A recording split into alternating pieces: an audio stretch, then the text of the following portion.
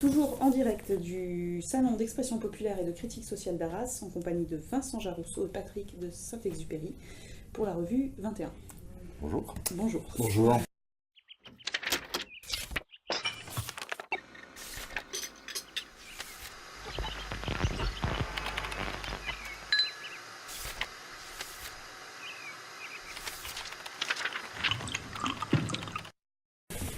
Alors, l'association qui organise ce salon s'appelle Colère du Présent. Quelles sont vos raisons de colère ou indignation sociale en tant que relais d'opinion et journaliste, chacun que vous êtes? Je ne sais pas si je suis en colère, mais en tout cas, en tant que journaliste et responsable de 21, je peux constater une chose, c'est qu'aujourd'hui, on a un pays en état d'urgence. De tous les côtés, il y a l'état d'urgence pour le terrorisme, l'état d'urgence pour le chômage, l'état d'urgence pour l'école, l'état d'urgence pour... Enfin, voilà, c'est un pays qui est sous tension, et c'est quelque chose qui est quand même assez étonnant, assez sidérant. Et je ne sais pas si c'est facteur de colère, mais en tout cas, ça témoigne de la colère. Oui. Cette tension latente qui se retrouve aujourd'hui exprimée à travers toutes les pores de la société est vraiment source d'interrogation. Oui, c'est ce que vous percevez Ah oui. à travers... Oui. Alors moi, ma perception est peut-être un peu légèrement différente, mais effectivement, je partage ce sentiment de tension générale, mais non, moi, une des, je dirais des colères que je peux ressentir, c'est sur la perception que peuvent avoir un certain nombre de nos concitoyens sur les médias en général, et sur la manière dont fonctionne un certain nombre de médias, où il y a un manque de crédibilité qui pose problème. Et moi, en tant que photographe, il nous arrive assez fréquemment d'être confrontés à cette difficulté parce que on représente d'une certaine manière les médias, et à cause des pratiques de certains, vous êtes discrédité. On est discrédité, et c'est parfois difficile de travailler alors qu'on est dans une démarche complètement différente. C'est une source, je dirais, par rapport à mon travail, de difficultés et d'indignation parfois. D'accord.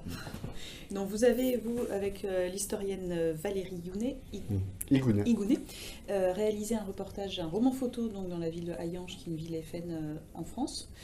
Pourquoi le choix du roman photo, qui est souvent associé plus à nous deux, à la romance, etc. Le choix de votre part et de 21 d'éditer un roman photo politique, en fait, à visée sociopolitique. Oui, alors en fait, le point de départ, on ne s'est pas réveillé un matin en se disant on va faire un roman photo sur une ville Front National.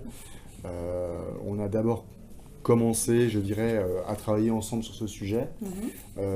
Et on s'était donné déjà comme principe de se donner du temps dans ce travail. Donc c'est pour ça que moi je ne parle pas forcément de reportage, mais plutôt d'une démarche documentaire. Oui.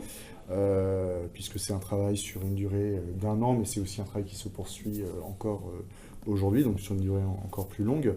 Et la forme du roman photo s'est imposée à elle-même, c'est-à-dire que dans la rencontre que nous avons pu avoir avec Patrick de Saint-Exupéry et la revue 21, quand on est arrivé avec notre travail, on a commencé à proposer ce travail à la revue 21.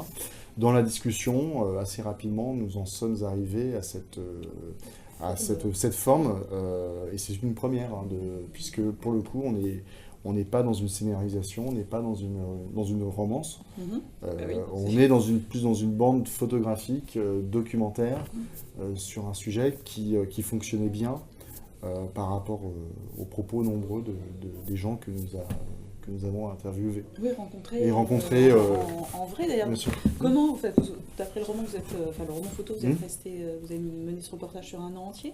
Oui. Alors, on n'a pas passé un Vous an à Hayange, mais on y va régulièrement. Vous avez vécu en immersion. Ouais.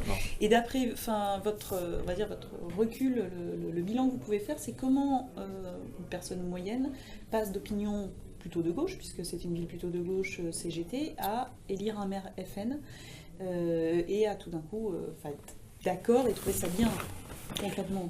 C'est l'enjeu de notre travail au départ. C'est-à-dire que l'idée de cette démarche d'immersion dans des villes Front National, Hayange est une partie de ce travail, c'était justement d'aller à la rencontre des électeurs pour comprendre d'une certaine manière qu'est-ce qui clochait, au-delà y compris du vote Front National. Le vote du Front National, quelque part, est je vais pas dire un épiphénomène, mais c'est un phénomène parmi d'autres.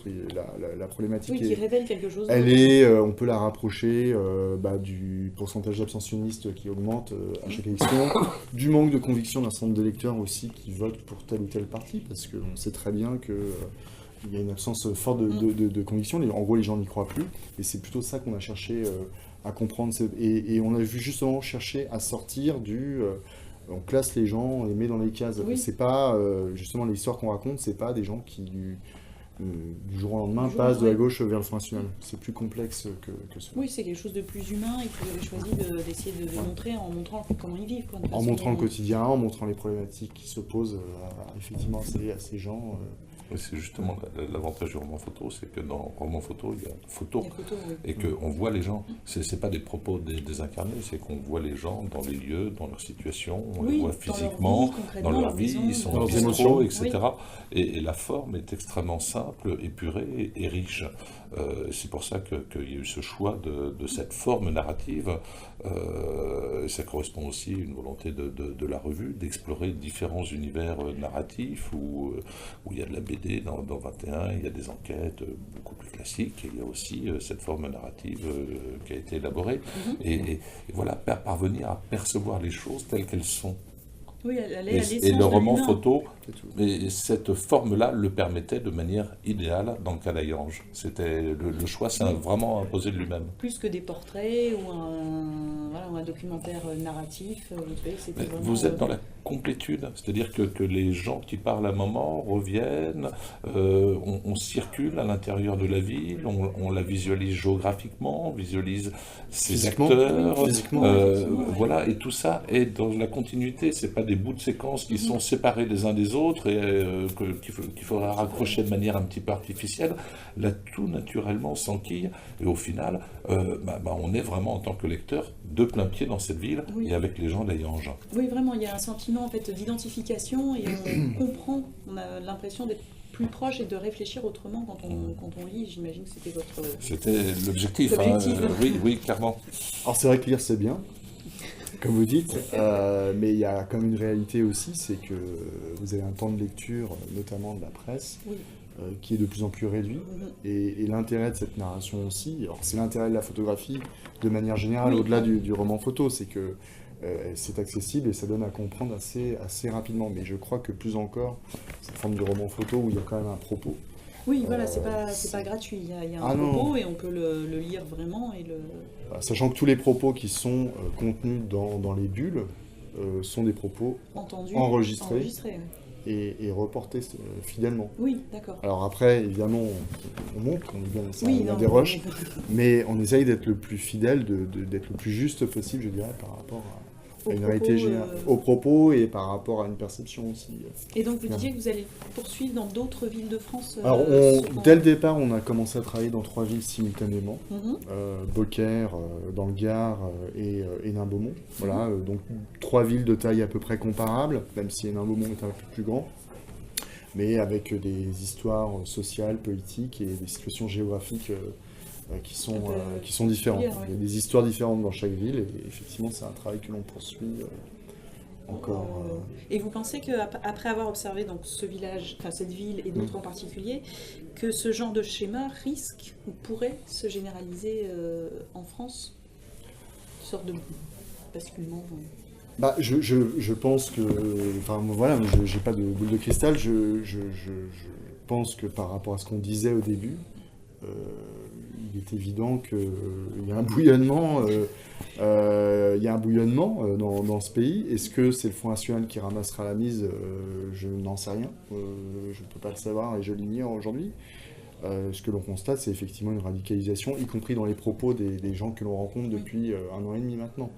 Et c'est clair que les attentats, le contexte mondial aussi, enfin général, fait qu'on entend des choses qu'on n'entendait pas il y a 1 an et demi.